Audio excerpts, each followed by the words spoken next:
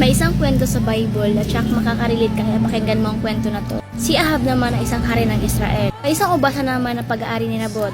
Isang araw, sinabi ni Ahab kay Nabot, ibigay mo sa akin ang iyong ubasan.